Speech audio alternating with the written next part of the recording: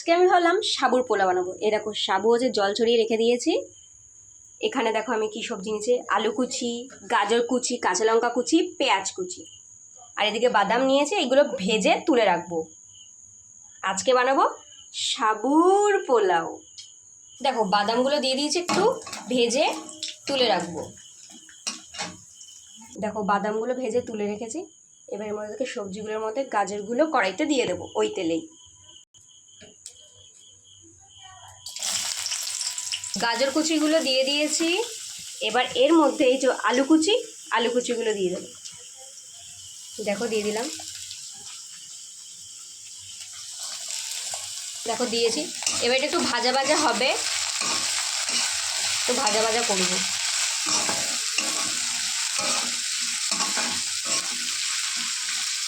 এটা ভাজা ভাজা হোক। দেখো ভাজা ভাজা হচ্ছে, দেখো কি সুন্দর ভাজা ভাজা হয়েছে না। এবার এর মধ্যে পেঁয়াজ কুচি আর লঙ্কা কুচি দিয়ে দেবো। পেঁয়াজ কুচি দিয়ে দিয়েছি। এবার কাঁচা লঙ্কা কুচিটা দিয়ে দেবো। দেওয়ার পর এবার একটু ভালো করে নাড়াবো।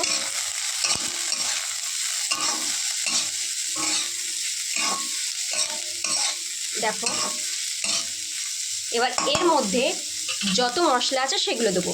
প্রথমে দেবো নুন দিয়ে দিচ্ছি। এর মধ্যে আমি একটা ভাজা মশলা দিয়ে দেবো, এই যে দিচ্ছি। নাড়াই, এবার ভাজা মশলাটা দিয়ে নাড়ালাম।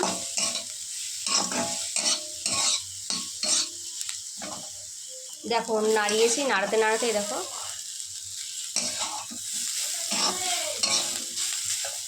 এবার যে জল ঝরিয়ে রাখা সাবুটা এবার কড়াইতে ছেঁকে ছেঁকে তুলে দেবো, কড়াইতে দিয়ে দেবো।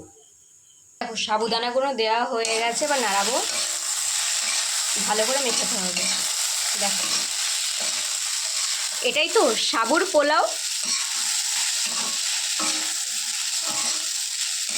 দেখো ভালো করে মেশাচ্ছি। এর মধ্যে আমি একটু নুন দিয়ে দিই টেস্ট অনুযায়ী। দেওয়ার পর ভালোভাবে নাড়াচ্ছি। দেখো দেখতে এরকম হচ্ছে।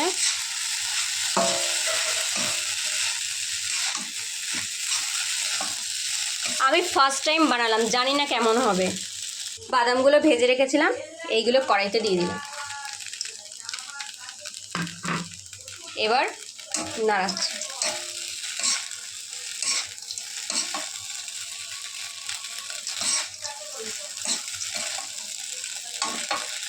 আমার সাবুর পোলাও রেডি হয়ে গেছে, দেখতে পাচ্ছ সবাই,